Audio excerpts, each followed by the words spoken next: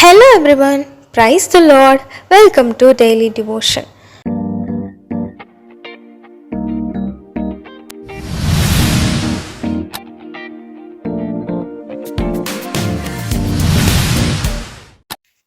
என்னங்க போங்க ஏசப்பா, அது செய்வார், இது செய்வார், அப்படி செய்வார், இப்படி செய்வாருன்னு சொன்னீங்க. ஆனால் அவர் செஞ்ச பாடு இல்லை. அவர் இப்போ செய்வார், அப்புறம் செய்வாருன்னு சொல்லிட்டு நான் தான் ஏமாந்த நிலைமையில் இருக்கேன் அப்படின்னு சொல்லி யோசிச்சுட்ருக்கீங்களா?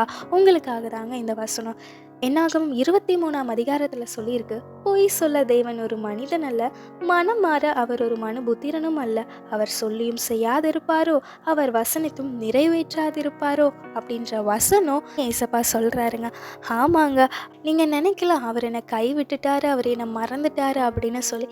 இல்லைங்க, அவர் சொல்கிறாரு, இமை பொழுதும் உன்னை கைவிட்டாலும் உருக்கமான இரக்கத்தினால் உன்னை சேர்த்துக்கொள்வேன். நான் பொய் சொல்ல கிடையாது, கண்டிப்பாக நான் நிறைவேற்றியே தீருவேன் அப்படின்னு சொல்லி ஏசப்பா சொல்கிறாருங்க. பைபிளில் இருந்து ஒரு விஷயத்தை நம்ம பார்க்கலாமா? இதே மாதிரி தான் ஒருத்தர் விசுவாசம் இல்லாமல் இருந்தார். அவருக்கு என்ன தெரியுமாங்க உண்மையாக நடந்துச்சு? லூக்கா 5ஆம் அதிகாரத்தில் பேதுருவை பற்றி போட்டிருக்குங்க. பேதுரு ஒரு மீன் பிடிக்கிறவராக இருக்கிறாருங்க. அவர் மீன் பிடிக்க கடலுக்கு போகும்போது ஒரு மீன் கூட வந்துட்டு அகப்படாது. அப்போ ரொம்பவே சோர்ந்து போன நிலைமையில் அவர் திரும்பி வந்துடுவார். அப்போது ஏசப்பா திரும்பி வந்து, இப்போ போய் உன்னோட வலையை போடு, மீன் வரும், மீன் கண்டிப்பாக கிடைக்கும் அப்படின்னு சொல்லி ஏசப்பா சொல்லுவார். சரி ஏசப்பா சொல்கிறாரே அப்படின்னு சொல்லிட்டு பேதுரு போய் வலையை போடுவாருங்க. ஆனால் நடந்த விஷயம் என்ன தெரியுமாங்க? வலையே கிழிஞ்சு போகிற அளவுக்கு அவ்வளோ மீன் கிடைச்சிது. ஆமாங்க, இன்றைக்கும் ஏசப்பா எனக்கு அதை செய்வேன்னு சொன்னார், ஆனால் செஞ்சபாடு இல்லை அப்படின்னு சொல்லி யோசிக்கிறீங்களா? கவலையே படாதீங்க.